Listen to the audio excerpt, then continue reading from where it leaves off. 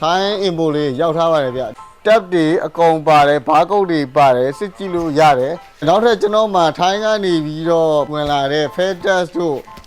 ဘာတို့အများကြီးရှိပါသေးတယ်နောက်ပိုင်းဗီဒီယိုလေးမှာကျွန်တော် review လေးလုပ်ပေးသွားပါမယ်ဒါလေးက review လုပ်ပေးကြမလို့တဲ့အကောင်လေးပဲဖြစ်ပါquality ကကြည့်ရတဲ့တိတာစေမဲကောင်လေးဖြစ်ပါတယ် brand မှာ brand ဆိုတဲ့ညီကိုတို့နော်ဒါလေးအကျိုးမဟုတ်ဘူးဗျဒါလေးကသူလက်ဝဲထဲဖို့အတွက်အိတ်လေးလုပ်ပေးထားတာတစ်ဖက်ပါလဲခွင်းလေးနဲ့ဒီဘက်ကတစ်ဖက်ကိုထိုးပြီးတော့တင်လို့ရတယ်နော်ဒါလေးကသူ့ brand လေးရဲ့အားသာချက်ပေါ့နော်ဒါ Outshore brand လေးဖြစ်ပါတယ်လက်သီးစုပ်လို့တော်တော်ကောင်းတဲ့ပုံစံလေးဖြစ်ပါတယ်လောဆယ်ကျွန်တော်မှာမနှက်ရောင်နဲ့အနီရောင်2မျိုးပဲရှိပါသေးတယ်သဲထိုးလို့ရမယ်ပတ်ထိုးလို့ရမယ်စပိုင်ထိုးလို့လည်းရမယ်တော်တော်မားတယ်ဖောင်ကလေလက်ကိုတော့ကောင်းကောင်းကာကွယ်နိုင်လိမ့်မယ်ဒီကောင်လေးနဲ့စပိုင်ထိုးရင်တော့စပိုင်ထိုးဘက်ကတက်တာမှာမဟုတ်ဘူးဒီက Outshore version တွေနဲ့မတူတာတခုကဒီကောင်ကတက်ခွာနေနေရှိတယ်တက်ခွာလုံးဝတစ်ခုလုံးအုံပြီးတဲ့ပုံစံလုပ်ပေးထားဒါပေမဲ့နှစ်ခုလုံးကတ်ခွာတွေကကောင်းပါတယ်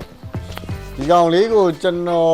3,300နဲ့ရောင်းပေးမှဖြစ်ပါတယ်ခင်ဗျာကျွန်တော်မှာတော့အလုံး60ပဲရှိပါတယ်12အောင်သားတစ်မျိုးပဲရှိပါတယ်နော်